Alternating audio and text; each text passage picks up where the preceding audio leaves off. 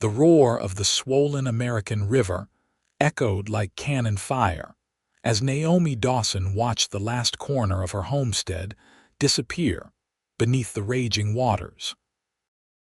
April 1862 had brought the worst flooding Knights Ferry California had ever seen, and she had just lost everything she had spent the last 3 years building. "No," she screamed, her voice drowned by the merciless torrent. The small farm that had been her salvation after her husband's death was now nothing but debris washing downstream toward the Sierra foothills. Her home, her animals, her carefully tended garden all gone in the space of a single night. Naomi stood on the muddy hillside, her once fine blue dress now torn and caked with river silt. At 26, she had already weathered more storms than most twice her age. First losing Thomas to consumption, then struggling alone to work the small parcel of land they'd purchased with their life savings. Now, she had nothing but the clothes on her back and the wedding band still circling her finger. As the rain continued to fall, Naomi made her way along what remained of the road into Knights Ferry. The bustling mill town had fared better than the outlying farms, though many buildings stood damaged. People hurried about, salvaging what they could from the wreckage, too busy with their own losses to notice the mud-splattered widow making her way to the general store. The mercantile was crowded with locals seeking supplies. Walter Edwards, the shopkeeper, was rationing what remained of his stock as the flood had washed out the roads to Stockton. "I'm sorry, Mrs. Dawson," Edwards said when Naomi approached the counter. "I can't extend any more credit. Times are hard for everyone."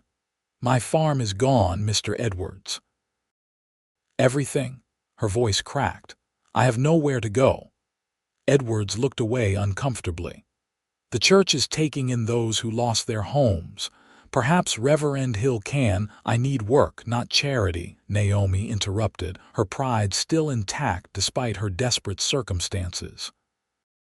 The shopkeeper shook his head. Not much work to be had with half the town rebuilding. The bell above the door jingled, and a tall figure entered, bringing with him the scent of horses and leather. Silence fell over the crowded store as Samuel Lawson stepped inside. The newcomer had arrived in Knights Ferry 6 months earlier, purchasing the Broken Spur Ranch 10 miles outside of town. Though he'd kept to himself, rumors abounded about the taciturn rancher. Some said he'd been a Texas Ranger. Others claimed he'd ridden with cavalry during the early conflicts of the war back east. Whatever his past, Samuel Lawson commanded respect. Standing over 6 feet tall with broad shoulders, his presence filled the small store. He wore simple clothes, a worn brown leather vest over a once white shirt, dusty denim pants tucked into scuffed boots. His dark hair curled slightly beneath his wide-brimmed hat, and his face was weathered from years under the sun. Only his eyes, a startling blue, betrayed any softness in his otherwise hard appearance. "Edwards," he nodded to the shopkeeper, his deep voice carrying across the room. "Need supplies." "Of course, Mr. Lawson." Edwards immediately turned his attention to the rancher, relief evident in his expression at the distraction from Naomi's predicament. Naomi watched as the rancher handed over a list. His ranch had been built on higher ground and had survived the flooding intact, according to town gossip. Something about the man's self-assured manner made her throat tighten with resentment. Some people had everything while others lost it all. As Edwards gathered Lawson's supplies, Naomi turned to leave, unsure where she would go but determined not to stay where she wasn't wanted. "Begging your pardon, madam," a deep voice stopped her. Lawson had noticed her torn dress and the dried mud on her hands. "You look like you might need assistance," Naomi bristled. "I don't need your pity, Mr. Lawson." His blue eyes studied her face. "Wasn't offering pity." "Then what were you offering?" Her voice came sharper than intended, drawing glances from others in the store. "Work if you're willing." He gestured toward the door. "My housekeeper left for Sacramento last month. Ranch needs tending to." Naomi hesitated. Working as a housekeeper wasn't what she'd planned for her life, but it was honest work, and right now, any work was better than none. "I'm a farmer, Mr. Lawson, not a housekeeper." She lifted her chin. "My husband and I worked our land for 3 years before he passed. I've kept it going myself since then, or I did until yesterday." Something in his expression shifted. "The Dawson place by the river bend," she nodded. "Bad spot for a farm," he commented, though not unkindly. "River's taken that land twice before in the last 20 years. "No one mentioned that when we bought it," Naomi replied bitterly. Samuel Lawson considered her for a moment longer, then turned back to Edwards. "Add garden seeds to my order. All you've got: corn, beans, squash, whatever's left." Edwards looked confused but nodded, gathering packets from behind the counter. Naomi frowned. "What are you doing?" "Offering a fair trade," Lawson answered, paying Edwards for his purchases. "I need help at my ranch. You need somewhere to start over." He gathered his supplies into a large burlap sack and handed it to her unexpectedly. "There's a cabin on my property. Previous owner used it. It's yours if you want it, along with a plot to farm." Naomi stared at the sack in her arms, feeling the paper packets of seeds inside. "Why would you help me? You don't even know me." Samuel Lawson's weathered face remained impassive, but his blue eyes held something genuine. "Lost everything myself once. Know what it's like to start with nothing."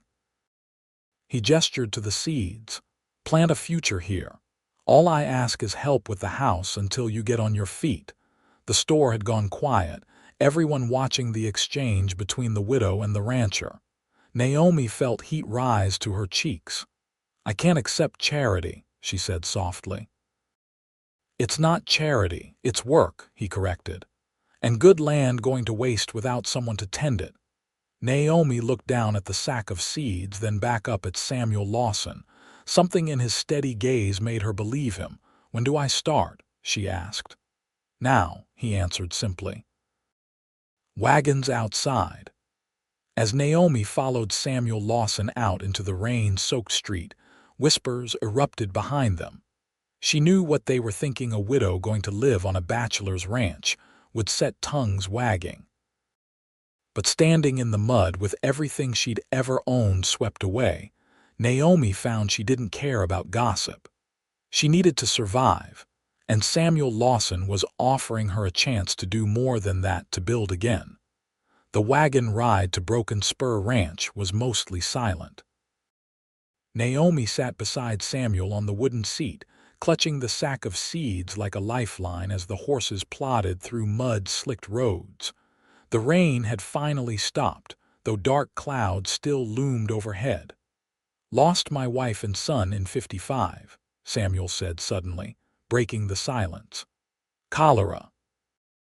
After that, lost my will to keep our farm in Missouri, sold what was left and drifted west." Naomi glanced at him, surprised by the personal revelation.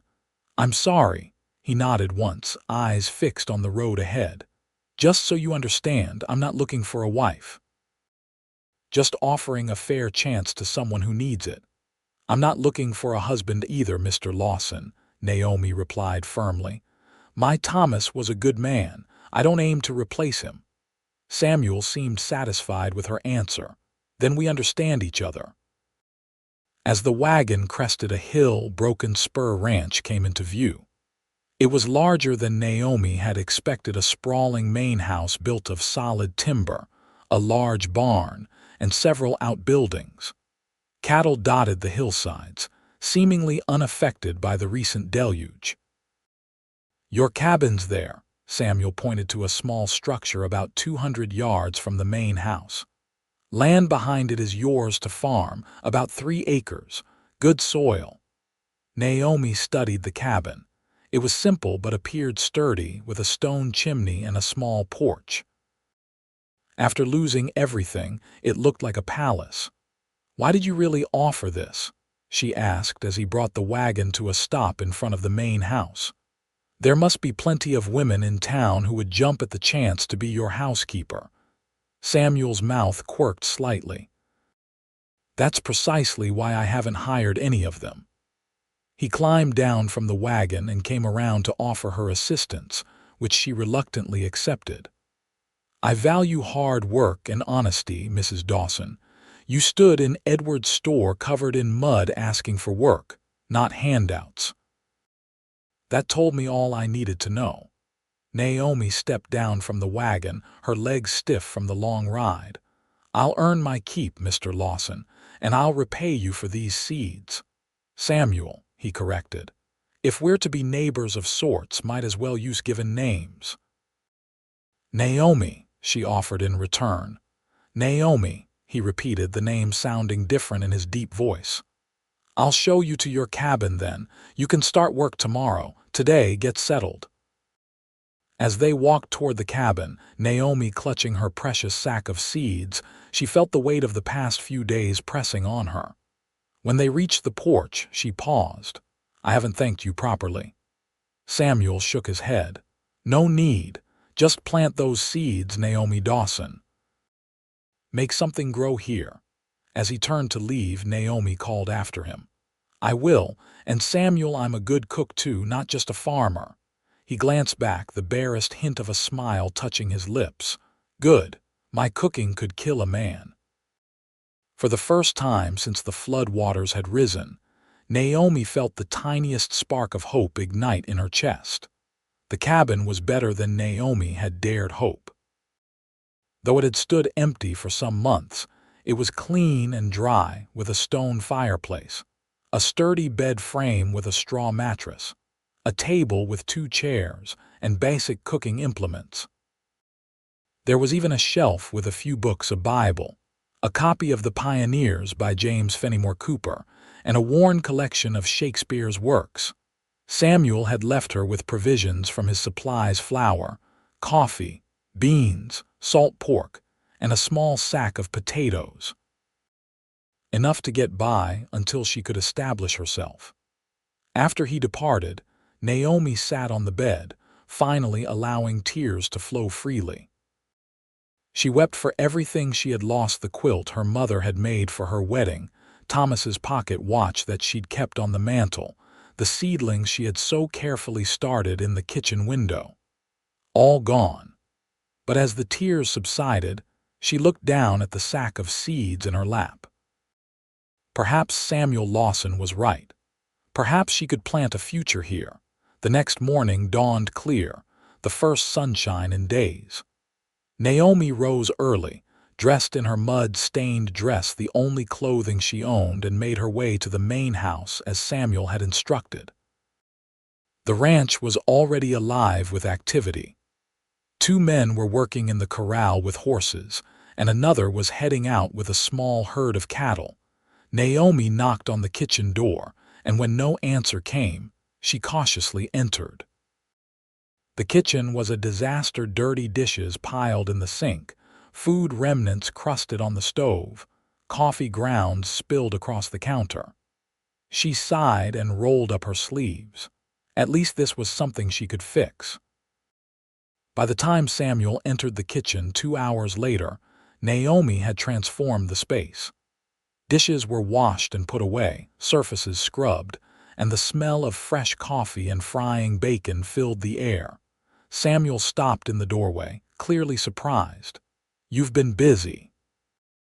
"Good morning to you too," Naomi replied, placing a plate of food on the table. "Sit before it gets cold." He removed his hat and sat, eyeing the meal appreciatively. "Didn't expect breakfast." "Well, a housekeeper is supposed to keep house, isn't she?" Naomi poured him coffee from the pot. "And you weren't lying about the state of your kitchen. How have you been living like this?" A ghost of a smile touched his lips. "Mostly avoiding it, eating at the bunkhouse with the men." "The bunkhouse? How many hands do you employ?" Naomi sat across from him with her own coffee, though she'd already eaten earlier. 3 full-time. Miguel Vasquez, he's been here longest, good with horses. Brothers Caleb and Joshua Parker handle the cattle. Samuel took a bite of bacon and nodded approvingly. Hire extra help during roundup and branding. And they all eat at the bunkhouse, usually, though if you're willing to cook here might change that arrangement. Naomi considered this. I can cook for everyone. It would be more efficient and you'd waste less food. Samuel studied her over his coffee cup. Would mean more work for you. I'm not afraid of work, Samuel. She looked around the kitchen. But I will need a few things. Proper cooking pans for one. And she hesitated, then forged ahead. I hate to ask, but I'll need fabric for new clothing. Can't keep wearing this ruined dress. Samuel's eyes took in her mud-stained garment. He nodded. Make a list. I'll have supplies brought from town. I'll repay you, Naomi insisted. Once my garden is producing. No rush. He finished his breakfast and stood. Have ranch business in town today. Won't be back till evening. Men know you're here, so don't be alarmed if they come around. After Samuel left, Naomi continued her battle against months of bachelor neglect. The house was large but sparsely furnished. Clearly Samuel wasn't one for excess. The main floor held the kitchen, dining room, and a spacious sitting room with a stone fireplace. Upstairs were 3 bedrooms, though only one showed signs of use. By mid-afternoon, Naomi had cleaned the downstairs thoroughly and was contemplating what to prepare for dinner when a knock came at the back door. A wiry man with dark features and a friendly smile stood holding a brace of rabbits. Senora Dawson, I am Miguel Vasquez. He offered the rabbits. Thought these might help with dinner. The boss told us you would be cooking now. Naomi accepted the rabbits gratefully. Thank you, Mr. Vasquez, and please call me Naomi. Then you must call me Miguel. His smile widened. The Parker boys will bring vegetables from our small garden behind the bunkhouse. Not much, but better than nothing. You have a garden. Naomi's interest was immediately piqued. Miguel nodded. See, small one. None of us has your talent for growing things, the boss says, but we manage some potatoes, onions, a few greens. Naomi was touched that Samuel had spoken of her farming abilities, especially since he'd barely seen evidence of them.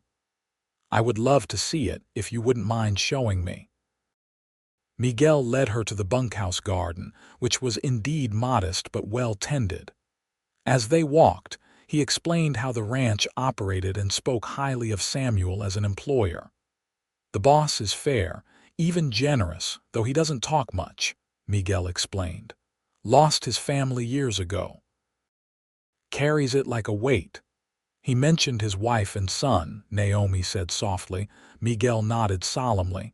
He never speaks of them to us. You must have made an impression. The thought was unsettling.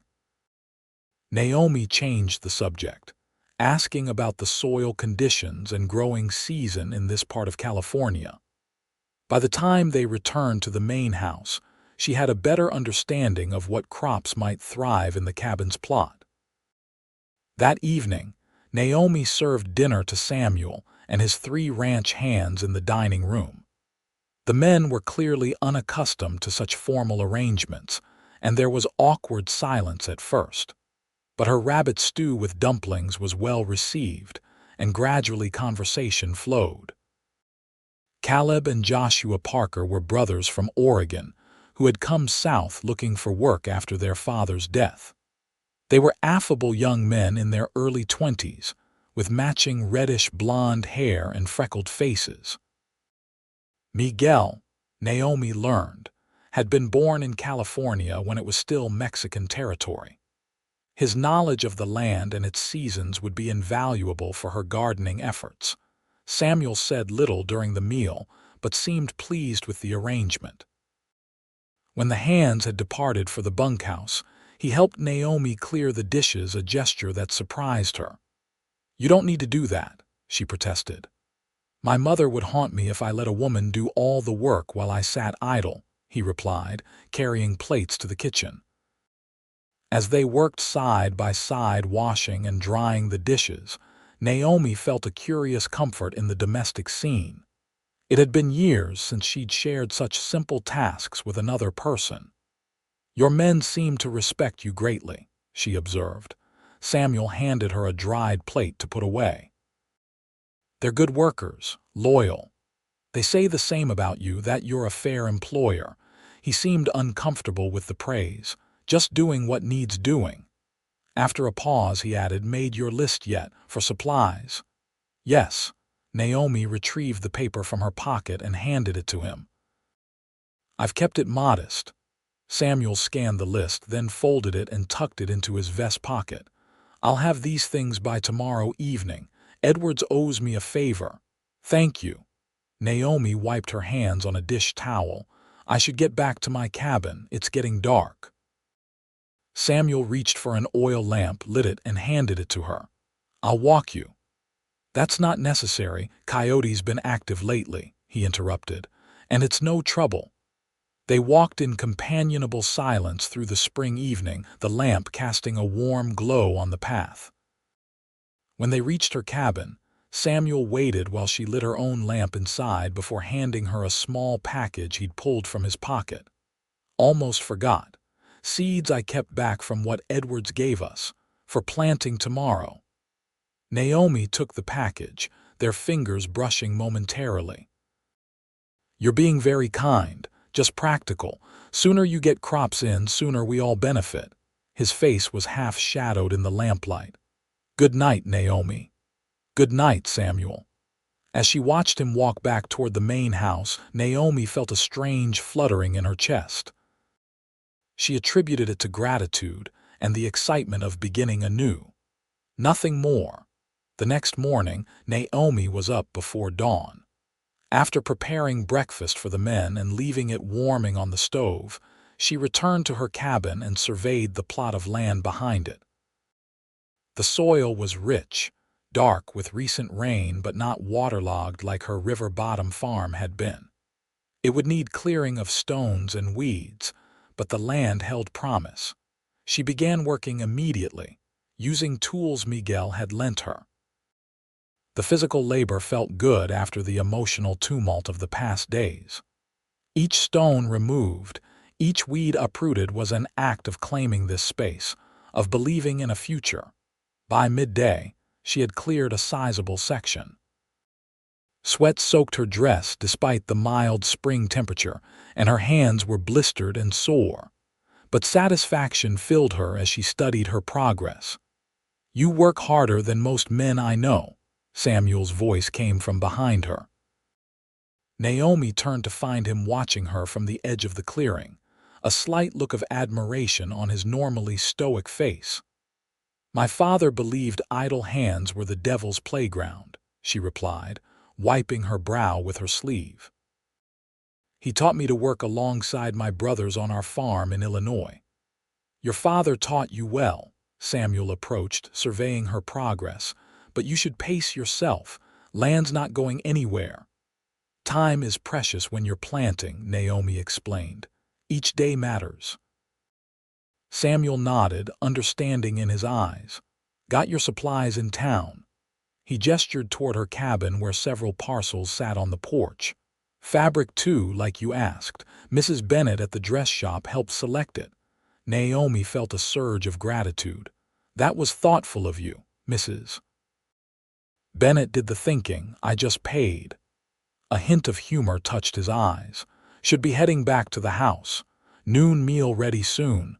"Yes, stew from last night. I'll be there shortly to serve it." Samuel hesitated, seemingly wanting to say something more. Instead, he simply nodded and turned back toward the main house. Naomi watched him go, then went to investigate the parcels. Among the practical supplies, cooking implements, gardening tools, food staples, she found 3 lengths of fabric: a serviceable brown cotton, a blue calico print, and a soft green muslin that was finer than anything she'd owned in years. There was also a paper of needles, thread, buttons, and even a pattern sheet from Godey's Lady's book. The generosity of it brought tears to her eyes. Samuel Lawson might be a man of few words, but his actions spoke volumes. That afternoon, after serving the midday meal and cleaning the kitchen, Naomi returned to her cabin to begin sewing. Her skill with a needle was adequate if not exceptional, and by evening she had completed a simple brown work dress. It felt wonderful to change out of her mud-stained garment into the clean, fresh clothing. As weeks passed, Naomi fell into a comfortable routine. She rose early to prepare breakfast for Samuel and the hands, then divided her time between housekeeping duties at the main house and working her garden plot. The seeds Samuel had given her were sprouting, tiny green promises pushing through the soil. She had planted in careful rows corn, beans, and squash in the native tradition, with herbs and greens in a separate section. Samuel had been true to his word, asking nothing more of her than the housekeeping they'd agreed upon. He was often away tending to ranch business, but when present, he was unfailingly polite if somewhat reserved. Naomi found herself looking forward to their brief conversations, usually over meals or in the evenings when she would sometimes find him reading by lamplight in the sitting room as she finished her duties. One evening in late May, as Naomi was preparing to return to her cabin, a sudden spring thunderstorm erupted. Rain lashed against the windows, and lightning split the sky. "Best wait it out," Samuel advised, looking up from his book, a volume of poetry she was surprised to find him reading. "Storm like this will drench you in seconds." Naomi moved to the window, concerned about her tender seedlings. "I hope my garden survives this." "It will," Samuel assured her, joining her at the window. "Good drainage on that slope, not like your river farm." The mention of her lost property sent a pang through Naomi. "I keep thinking I should ride into town, see if anything remained." Samuel studied her profile in the lamplight. "Been meaning to head that way myself. Could take you tomorrow if you'd like." "I would appreciate that," Naomi said softly. The storm intensified, rain hammering against the roof. "I should check on the kitchen, make sure no windows are leaking." As she turned to go, Samuel spoke again. "Been meaning to ask the blue dress. You made it." Naomi glanced down at the calico dress she'd completed the previous week. "Yes, from the fabric you brought. Do you like it?" Something flickered in Samuel's blue eyes. "Brings out the color of your eyes, like cornflowers." The unexpected compliment brought warmth to Naomi's cheeks. "Thank you, I haven't had new fabric in years." An awkward silence fell between them, broken only by the rumble of thunder. Samuel cleared his throat. "Storm's not letting up. Spare bedrooms made up. You should stay here tonight." "I couldn't possibly. It's practical, not improper," he interrupted. "Cabin's a fair walk in this weather." Naomi knew he was right, but the thought of spending the night under the same roof made her inexplicably nervous. "What would your men think?" "That I have the sense not to let my housekeeper drown in a downpour." The corner of his mouth lifted slightly. "Besides, Miguel's wife is arriving next week to help with cooking. You'll have company soon enough." This was news to Naomi. Miguel's wife. "I didn't realize he was married." "Elena's been in San Francisco with her sister, who was ill." Samuel returned to his chair. "He's been saving to bring her here. Good woman, according to Miguel." "That's wonderful news."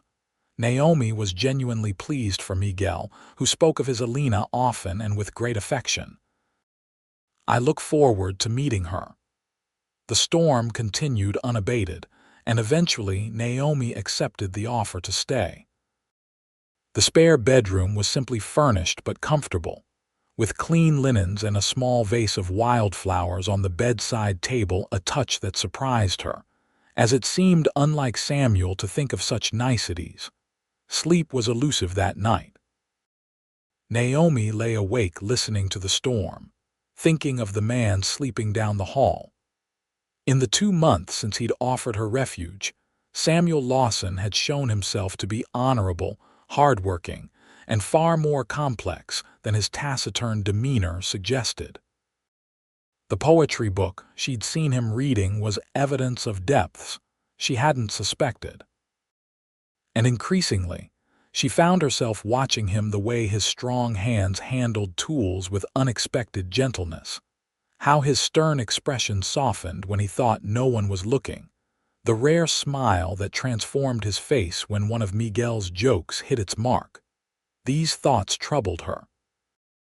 Thomas had been gone just over 2 years, and while the sharpest edges of grief had dulled, Naomi hadn't expected to feel interest in another man, particularly not a man as different from her gentle, talkative Thomas as Samuel Lawson was. Yet here she was, lying awake in Samuel's house, wondering what sorrows had carved the lines around his eyes and what might bring the smile she'd glimpsed too rarely. Dawn brought clear skies and Naomi's hasty retreat to her cabin, where she changed clothes and checked on her garden. The storm had flattened some seedlings, but most stood resilient in the morning sunshine. She carefully straightened those that could be saved, murmuring encouragement as if they could hear her. Talking to plants now. Samuel's amused voice came from behind her. Naomi straightened, embarrassed to be caught in such a fanciful act. My grandmother swore plants grow better if you speak kindly to them. That's so. Samuel approached, surveying the garden. Seems to be working. Garden's coming along well. It is, Naomi agreed proudly. We should have fresh greens within a week, and if the weather holds, early squash by mid-June. Samuel repeated the word softly. Been a while since I thought of my home as we instead of I. The simple statement revealed more than perhaps he'd intended. Naomi studied his face, seeing the shadow of old pain there. Loss changes us, she said gently. After Thomas died, I stopped saying we too. Samuel met her gaze, a moment of understanding passing between them. Still want to ride into town today, see your old place? Naomi nodded. Yes, if you're still willing. Meet you at the stable in an hour. The ride to Knights Ferry took them along the river road. Water levels had receded considerably since the April floods, though evidence of destruction remained everywhere: uprooted trees, debris caught in branches, silt deposited over former farmland. As they approached what had been the Dawson farm, Naomi's heart sank. Nothing remained of her small house except the stone chimney, standing like a lonely sentinel above mud-caked ruins.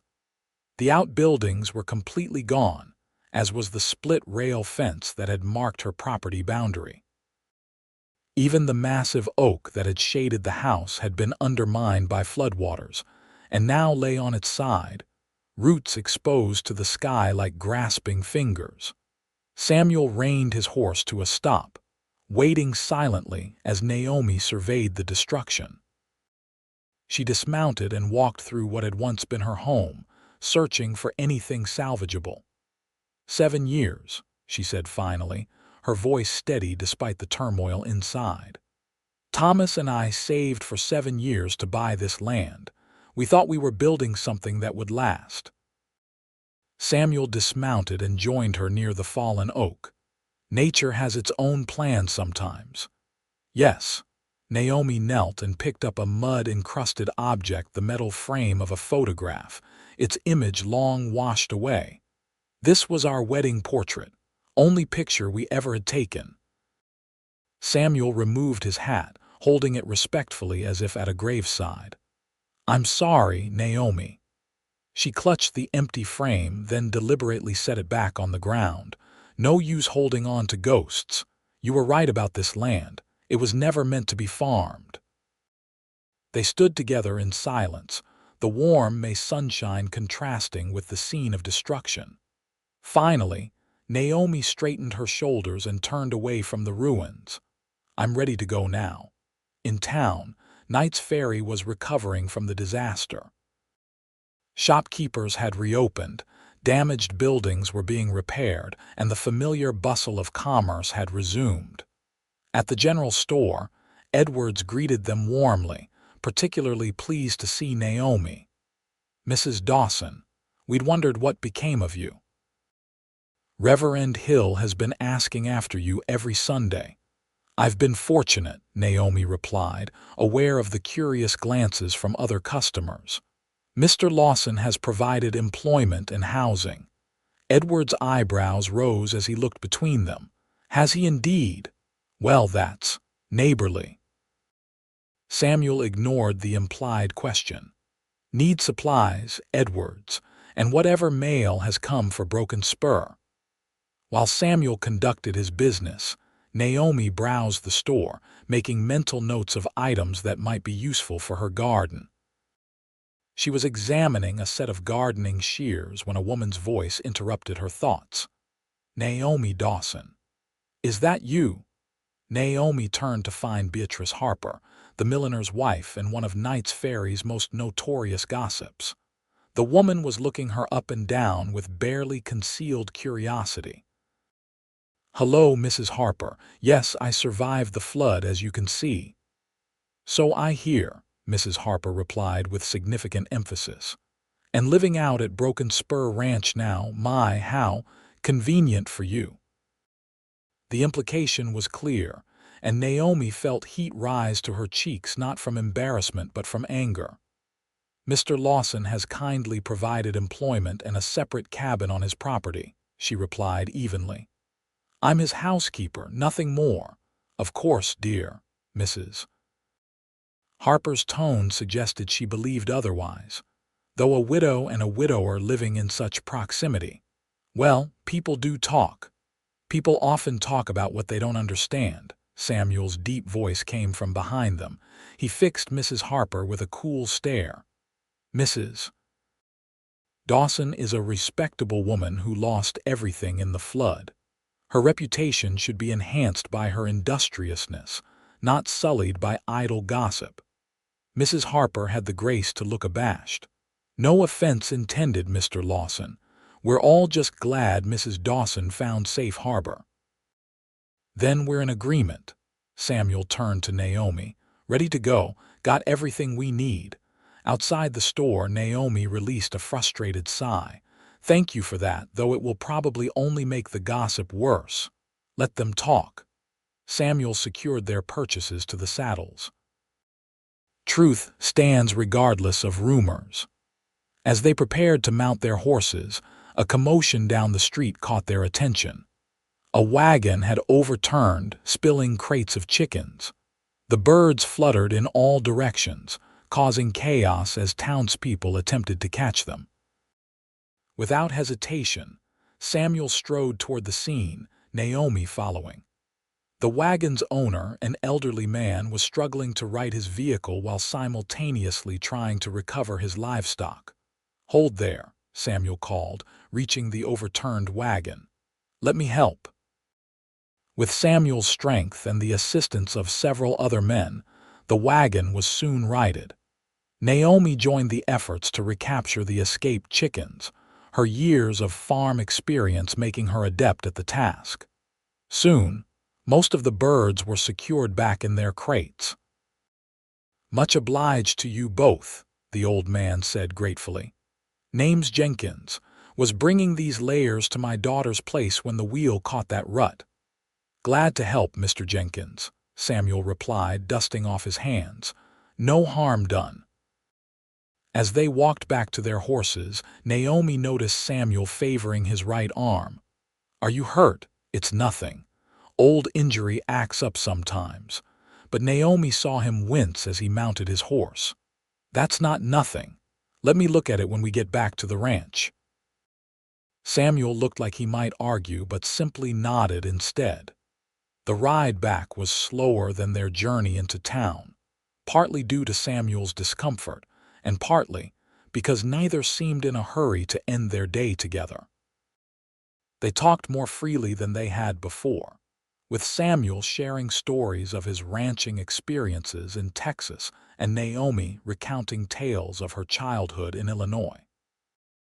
By the time they reached Broken Spur, a different kind of understanding had formed between them, a friendship based on mutual respect and growing affection, though neither would have named it such. At the main house, Naomi insisted on examining Samuel's shoulder despite his protests. In the kitchen, she had him remove his vest and shirt, revealing a heavily muscled torso marked by several scars, evidence of a life lived hard. "War wound?" she asked, gently probing the shoulder that showed signs of an old injury. "Comanche arrow, 1855. Just before," he stopped. "Before you lost your family," Naomi finished softly. "Does it trouble you often?" Samuel shook his head. "Only when I strain it. Should be fine by morning." Naomi prepared a hot compress and applied it to the old wound, working with efficient, gentle movements.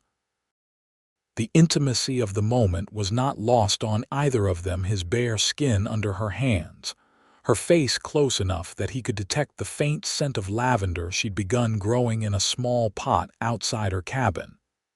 "You have healer's hands," Samuel observed quietly. Naomi met his gaze, suddenly very aware of their proximity. "My mother taught me. She was the midwife in our town." Something unspoken passed between them, a current of attraction neither was prepared to acknowledge. Naomi stepped back, handing him his shirt. "Keep it warm tonight. I'll make a salve of comfrey and arnica if it's still troubling you tomorrow." Samuel nodded, the usual mask of reserve slipping back into place. "Thank you." That night in her cabin, Naomi found sleep elusive again, her mind replaying the moment in the kitchen, the feel of his skin beneath her fingers, the trust in his eyes as she tended his injury. It had been so long since she'd felt that spark of connection with another person. But was she ready? And even if she was, Samuel had made it clear from the beginning that he wasn't looking for a wife. Their arrangement was practical, not romantic. Still, something had changed between them today. In the ruins of her old farm, in the face of town gossip, in the quiet understanding that had grown during their ride, and in that charged moment in the kitchen, a door had opened that neither of them might be able to close again. June brought warmer weather, and the first harvest from Naomi's garden, tender lettuce, radishes, and early peas that were welcomed enthusiastically at the ranch table. Miguel's wife Elena had arrived as expected, a cheerful, capable woman who quickly became Naomi's friend and ally in managing the expanding household duties. With Elena handling more of the cooking, Naomi was able to devote more time to her garden, which flourished under her care. True to her word, she began repaying Samuel by providing fresh vegetables for the ranch, gradually reducing the need to purchase produce from town. One warm afternoon, as Naomi worked in her garden, Elena brought her a glass of cool water and settled on a nearby stump to watch her work. "Your garden grows as if blessed by saints," Elena observed, her English lightly accented. "Miguel says he has never seen such tomatoes in California." Naomi smiled, wiping soil from her hands. "Good soil and adequate water work better than saints, I think," Elena laughed. "Perhaps. But there is also love in how you tend these plants, like a mother with children." The comparison struck Naomi deeply. At 30, she had expected to have children by now. Thomas had spoken often of the family they would raise, but consumption had claimed him before those dreams could be realized. "I always wanted children," she admitted softly. Elena's expression softened with understanding. "There is still time, no. You are young, beautiful. And the patron, he watches you when he thinks no one sees." Naomi nearly dropped her water glass. "Elena." "That's not Samuel and I are not, of course." Elena's eyes twinkled mischievously. "Just as Miguel and I did not look at each other before we married, just as the sun does not rise each morning." "It's not like that," Naomi protested, though her burning cheeks betrayed her.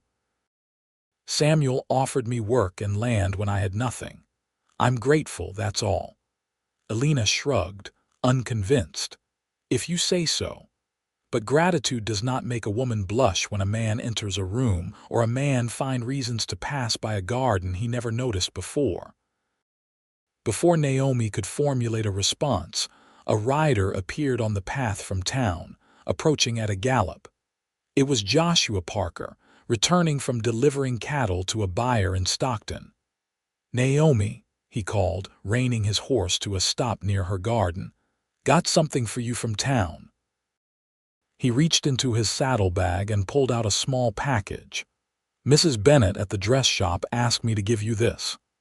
Naomi accepted the package with surprise. She hadn't ordered anything from the dressmaker.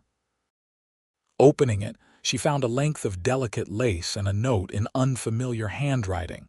"For your green dress. Mr. Lawson mentioned you might like this to trim the collar.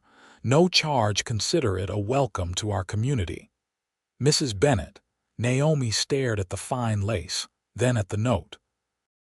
Samuel had noticed her green dress and gone to the trouble of ordering lace for it. Elena, reading over her shoulder, gave a knowing smile. "Not interested, you say?" Joshua, oblivious to the undercurrents, continued his report.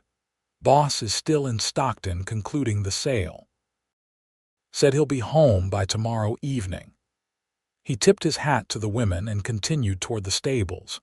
That night, Naomi added the lace to the collar and cuffs of her green muslin dress, which she had been saving for special occasions.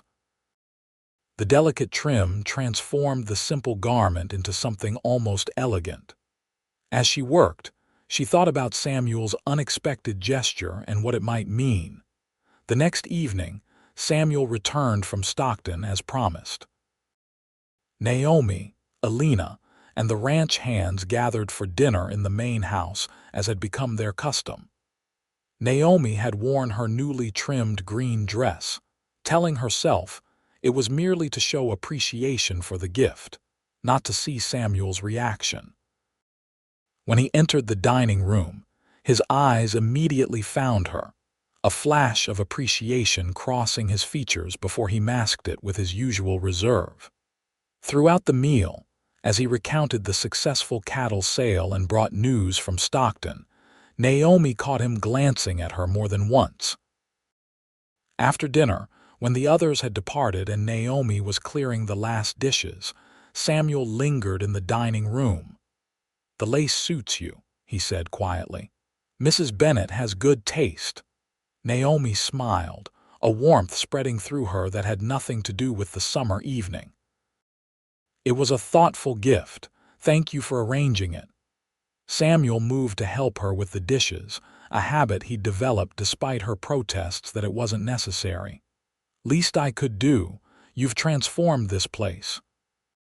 In the kitchen, as they worked side by side, the same comfortable rhythm developed that had characterized their interactions of late, a harmony of movement and unspoken understanding. "The cattle sale went well?" Naomi asked, handing him a plate to dry. "Better than expected."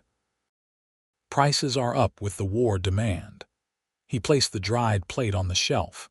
"Thought about expanding the herd, maybe buying that parcel west of here." "The old Williams place. It's good grazing land," Samuel nodded. "Been thinking about the future more lately."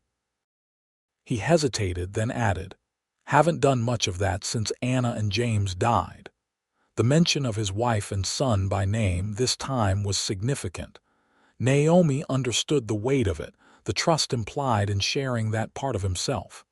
"It gets easier," she said softly. "Thinking about tomorrow without feeling like you're betraying yesterday." Their eyes met in the dim kitchen light, an understanding passing between them that went beyond words. For a moment, Naomi thought he might say more, or perhaps even reach for her. Instead, he carefully hung the dish towel to dry. "Getting late. I'll walk you to your cabin." The night was warm, stars brilliant overhead as they walked the familiar path to Naomi's cabin. Crickets chirped in the tall grass, and somewhere in the distance, A coyote called to its pack. At her door, Samuel paused. Been meaning to ask, would you consider planting flowers near the main house? Place could use some color. The request surprised Naomi. Flowers? I thought you were a practical man who only valued what could be eaten or sold. A rare smile touched his lips. Man can appreciate beauty without admitting it aloud, can't he? The words seemed to hold a double meaning that made Naomi's heart beat faster. I'll see what I can do. Maybe roses along the front porch. I'd like that. Samuel's voice had softened, his usually stern expression gentled by the moonlight. Naomi, whatever he had been about to say was interrupted by the sudden appearance of Caleb Parker, running up the path from the main house. Boss, there's trouble riders coming up the main road. Look like they mean business. Samuel's expression immediately hardened. How many? 5, maybe 6. Armed. Miguel's watching them from the north pasture. Samuel turned back to Naomi, all trace of the earlier tenderness gone. Stay inside, lock your door, don't open it until I come for you. Before she could protest, he was striding back toward the main house with Caleb, his hand already moving to the pistol at his hip. Naomi watched them go, her momentary fear overshadowed by frustration at the interrupted moment. What had Samuel been about to say? And why did trouble have to arrive at precisely that moment? Nevertheless, she obeyed his instruction, entering her cabin and securing the door. Through the window, she watched as lights appeared at the main house and men moved with purpose in the yard.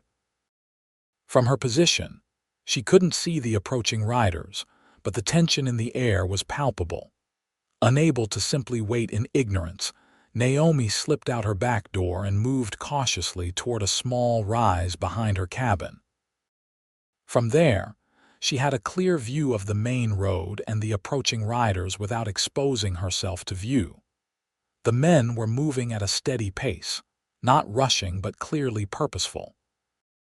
In the moonlight, she could make out that several wore what looked like Union Army uniforms, while others were in civilian clothes. They didn't appear to be raiders or bandits, which somewhat eased her concern.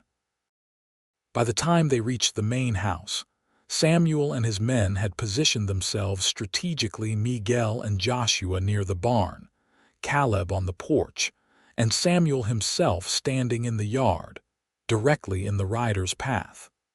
All were armed but not openly threatening. The lead rider, a man in a captain's uniform, reined his horse to a stop. "Evening," he called. "Looking for Samuel Lawson." "You found him," Samuel replied, his stance wary but not hostile. "What's your business, Captain?" Captain James Whitman, Union Army.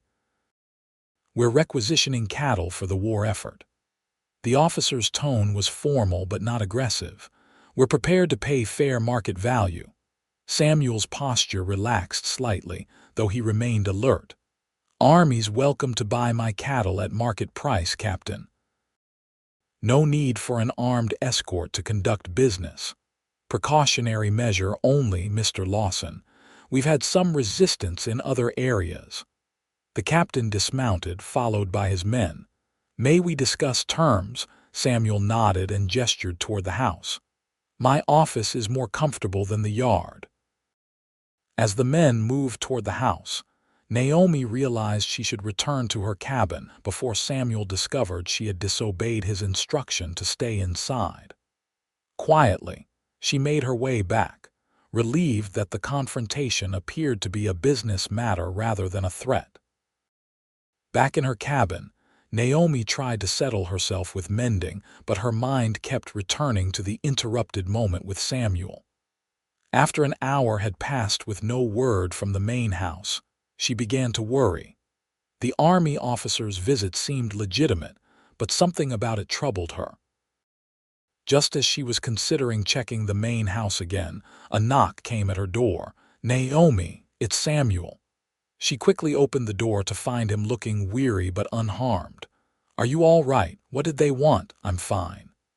He stepped inside at her gesture, removing his hat. Armies buying cattle for the troops, paying fair prices at least. That's good, isn't it? Naomi studied his face, sensing there was more to the story. Samuel sank into one of her kitchen chairs. Should be, but they're also recruiting. Captain Whitman thinks the war will spread west, wants experienced men. A cold fear gripped Naomi's heart. He wants you to enlist, wants us all to consider it. Says men with ranch experience are valuable, know horses, can shoot, understand terrain. Samuel rubbed a hand over his face. Told him I'd think on it. You're not seriously considering it. The words came out more sharply than Naomi intended. Samuel looked up, surprise evident on his face. Didn't say I was, just said I'd think on it.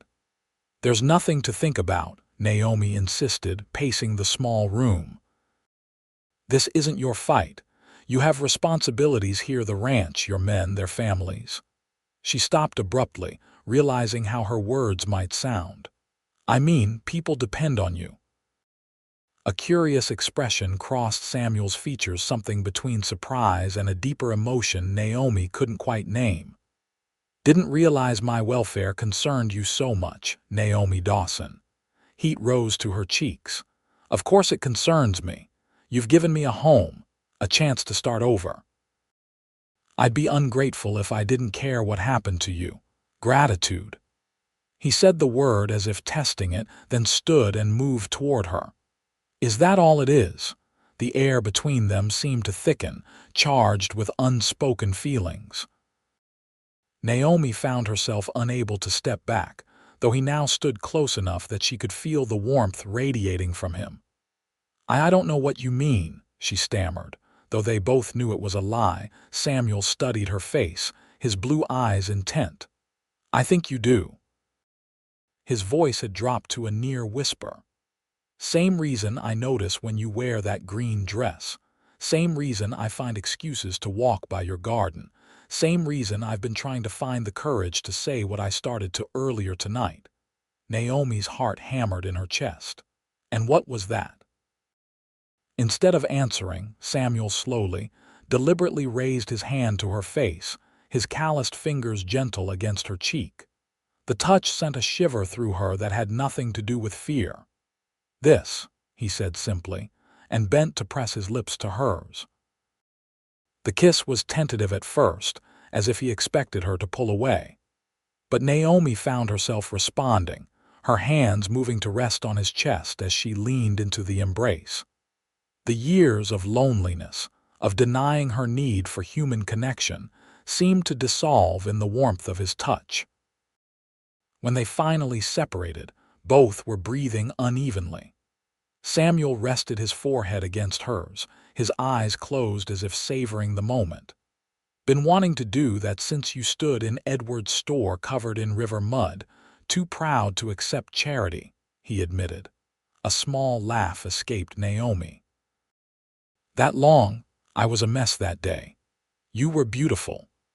His eyes opened, meeting hers with an intensity that made her breath catch. Still are. The simple compliment, delivered in his straightforward manner, touched Naomi more deeply than flowery words ever could have. This was Samuel, honest, direct, saying exactly what he meant without embellishment. I don't know if I'm ready for this, she confessed, though she made no move to step away from him. It's been so long and I never expected to feel this way again. Samuel nodded, understanding in his eyes. No rush, just wanted you to know where I stand. He stepped back slightly, giving her space. I'm not going anywhere, Naomi, not to war, not anywhere else. My place is here. The declaration relieved her immediate fear and spoke to a deeper concern she'd scarcely acknowledged that, like everything else in her life, Samuel might be taken from her just as she began to care for him. Good, she said simply. Because I'm not finished making your ranch beautiful yet.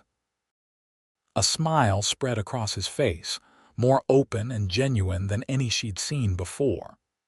Better get to work on those roses then. He took his leave shortly after, both of them recognizing the need for time to absorb this shift in their relationship.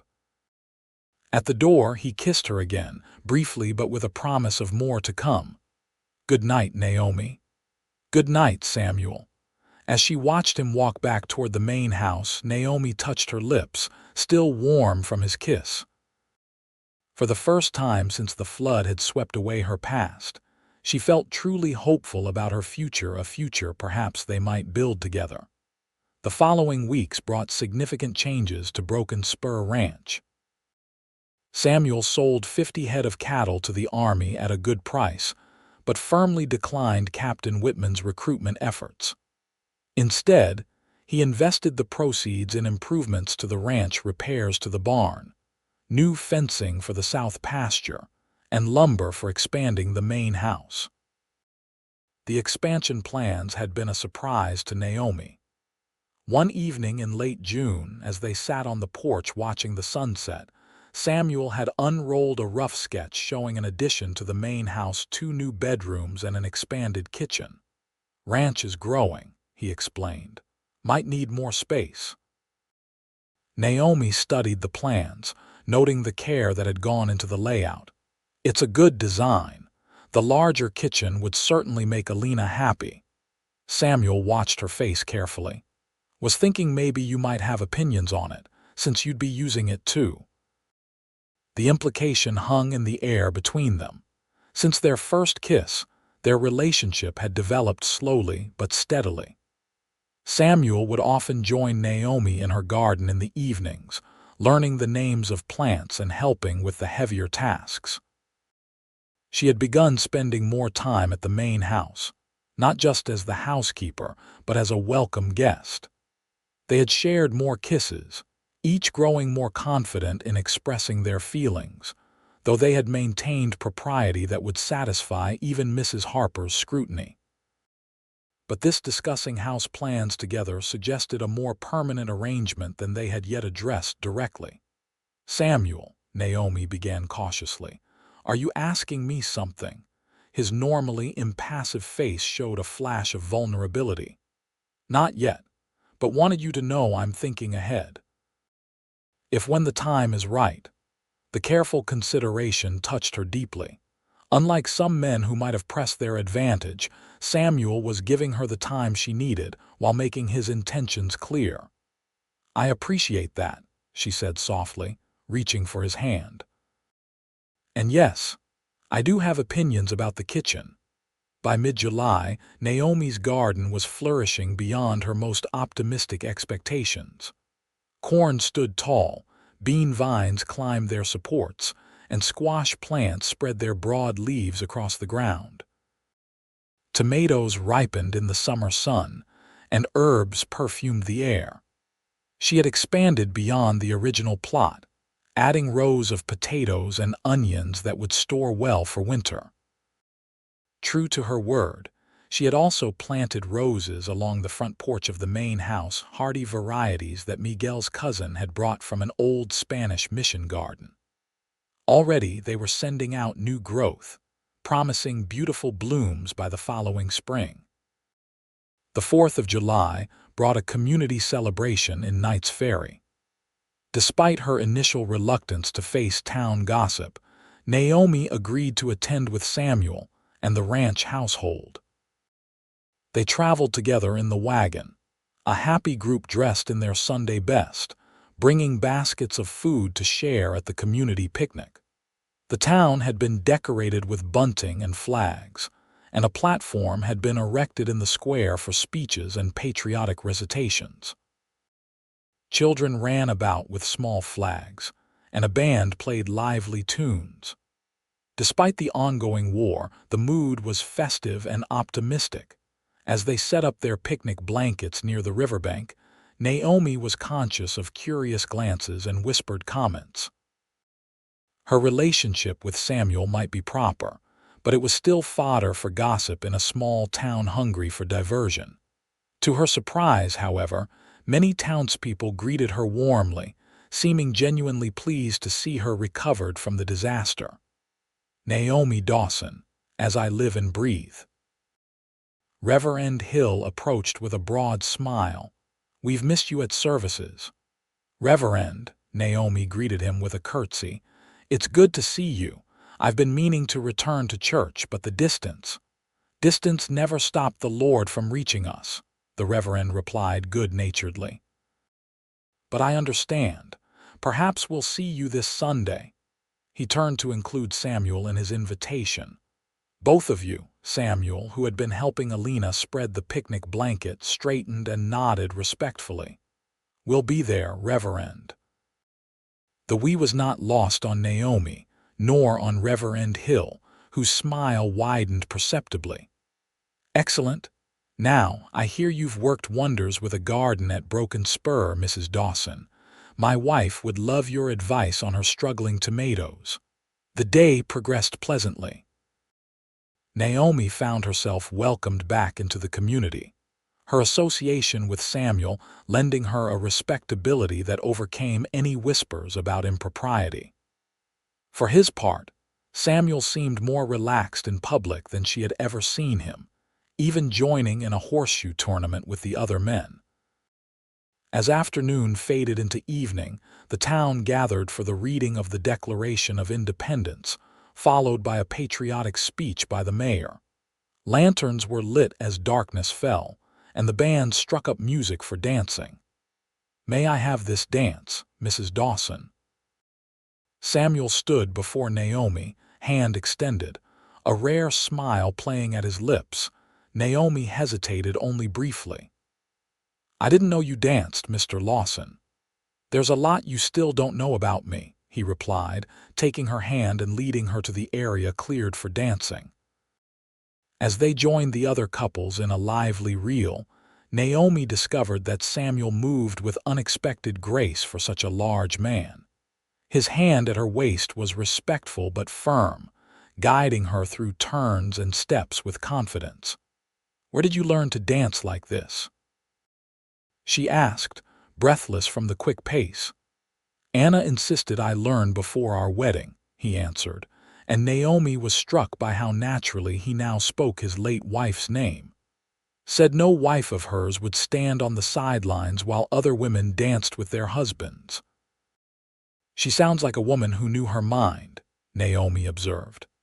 "Like someone else I know," Samuel replied, his blue eyes warm as they met hers.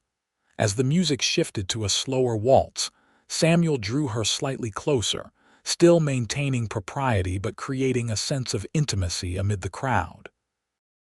In the lantern light, with music swirling around them and the warm summer night embracing the celebration, Naomi felt a happiness she had thought lost to her forever.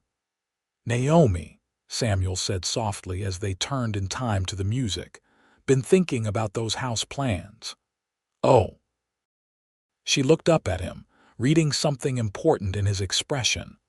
"Want to build something that will last," he continued. "Something permanent, like your garden taking root, growing stronger each season."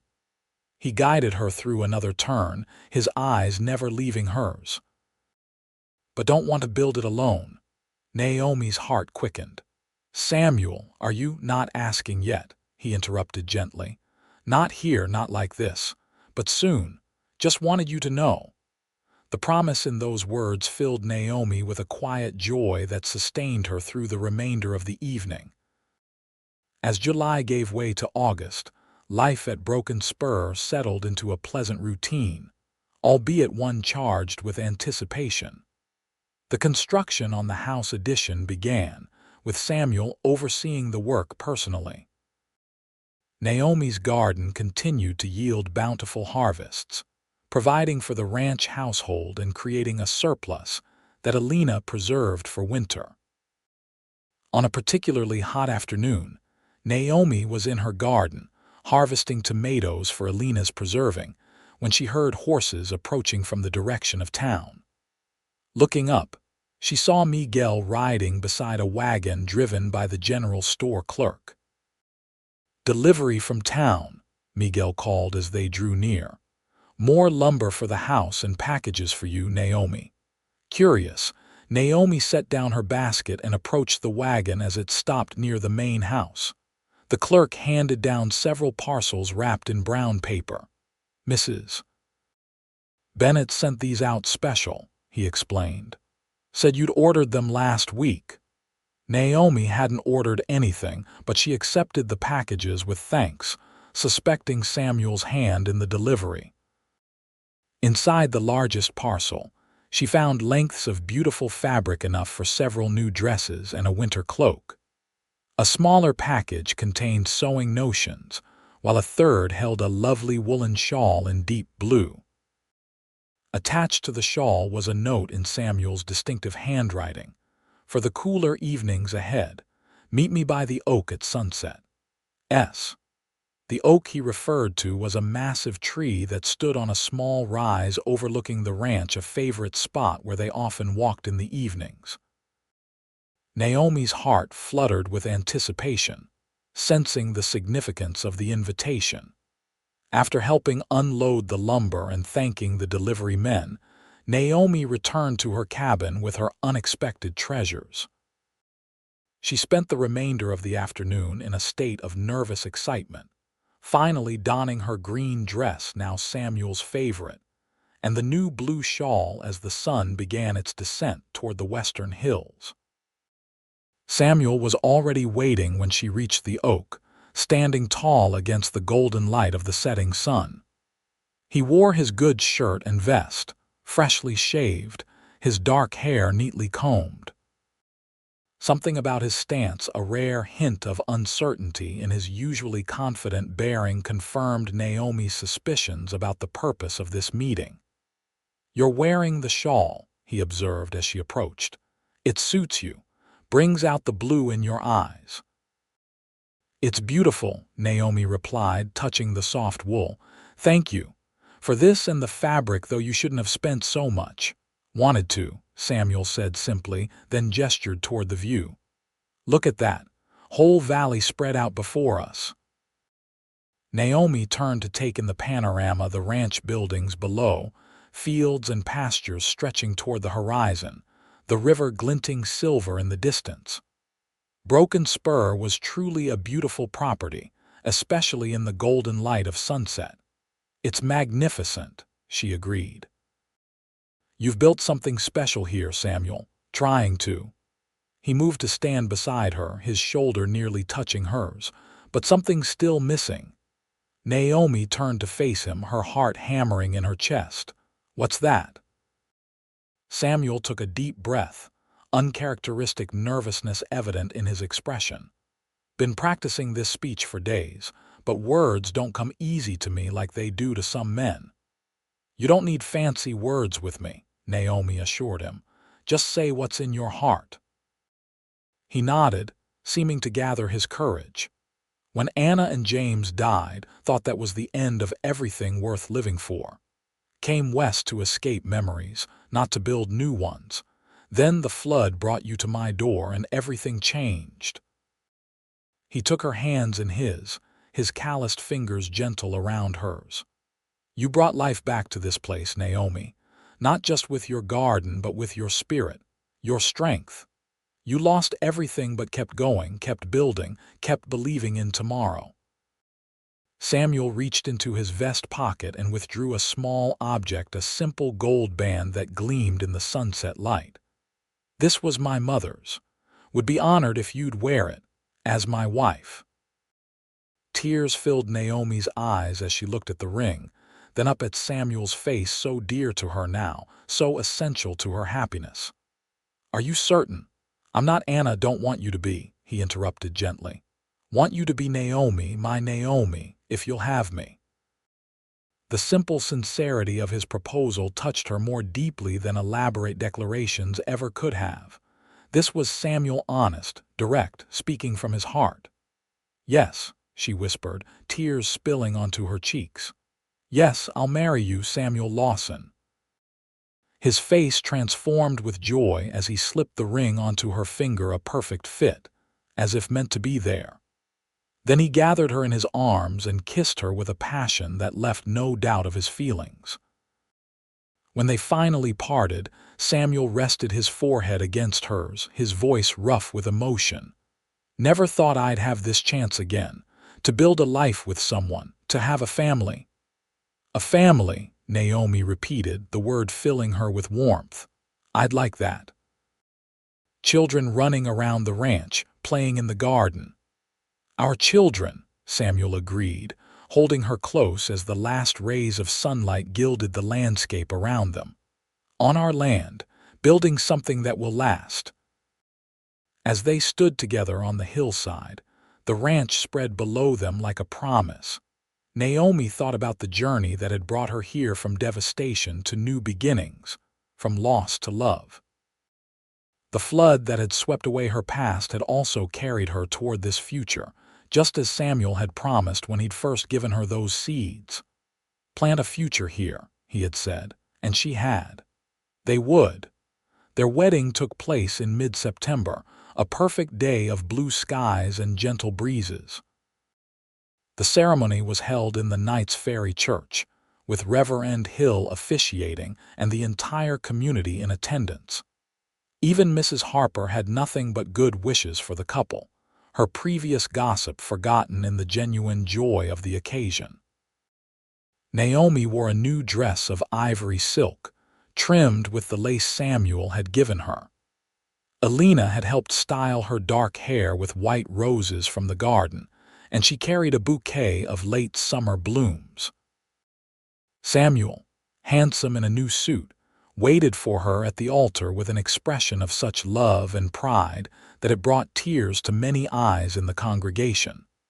The celebration afterward was held at Broken Spur Ranch, with tables set up under the oak trees and lanterns hanging from branches. There was music and dancing, feasting and toasting, and through it all, Samuel kept Naomi close, as if still amazed by his good fortune. As evening fell and guests began to depart, the newly married couple stood on the porch of the main house, their house now bidding farewell to friends and neighbors. "Been thinking," Samuel said as the last wagon disappeared down the drive, "about planting an orchard next spring. Apple trees along the west slope, maybe peaches too." Naomi leaned into his embrace, content in a way she had never expected to be again. "Trees take years to bear fruit. That's planning for a long future." "That's exactly what I'm doing, Mrs. Lawson," he replied, kissing the top of her head. "Planning for a long future. With you." Inside, the house addition was complete: new bedrooms, an expanded kitchen, and even a small parlor where Naomi had placed her few treasures, including the empty picture frame she'd recovered from her flooded farm. Someday soon, they would have a new photograph to place in it, one of their growing family. That night, as they stood in the doorway of their bedroom, Samuel took Naomi's face gently between his hands. "Remember those seeds I gave you the day we met?" She nodded, her eyes reflecting the lamplight. "How could I forget? You told me to plant a future here. Never imagined then how beautiful that future would be." His voice was husky with emotion. "Thank you for making it grow, Naomi." As his lips met hers, Naomi knew with absolute certainty that the seeds of their love had taken root in fertile ground. Together, they would nurture that growth through all the seasons to come, planting, tending, harvesting the fruits of a love born from loss but destined to thrive for a lifetime. 5 years later, on a bright spring morning, Samuel Lawson stood on the porch of his expanded home, watching his wife in the garden that had grown to encompass nearly 5 acres of productive land. Beside her, their 3-year-old son James carefully placed seeds in the furrows she had prepared, his small face serious with concentration. Nearby, their infant daughter Sarah slept in a cradle fashioned by Samuel's own hands, her dark curls so like her mother's stirring in the gentle breeze. Broken Spur Ranch had prospered beyond Samuel's most optimistic expectations. The cattle operation had expanded, the apple orchard was beginning to bear fruit, and Naomi's garden produce was now sold in Knights Ferry and as far away as Stockton. The great floods of 1862 were a distant memory, though never forgotten, for without that disaster, Samuel and Naomi might never have found each other. As if sensing his gaze, Naomi looked up from her planting and smiled that same radiant smile that had first begun to melt the ice around his heart all those years ago. She said something to little James, who turned and waved enthusiastically at his father. "Papa," the boy called, "we planting corn." Samuel waved back, his heart full. "Good job, son. I'll be right there." As he stepped off the porch to join his family, Samuel reflected on the words he had spoken to a mud-splattered widow in a general store long ago. Plant a future here. Neither of them could have imagined then how abundantly that future would grow, nourished by love, strengthened by shared purpose, and blessed beyond measure. In the simple seeds of kindness and hope, they had found the harvest of a lifetime. And they continued to plant anew each season, building a legacy that would endure long after they were gone, a testament to the power of beginning again, and to the love that had transformed two broken lives into one complete whole.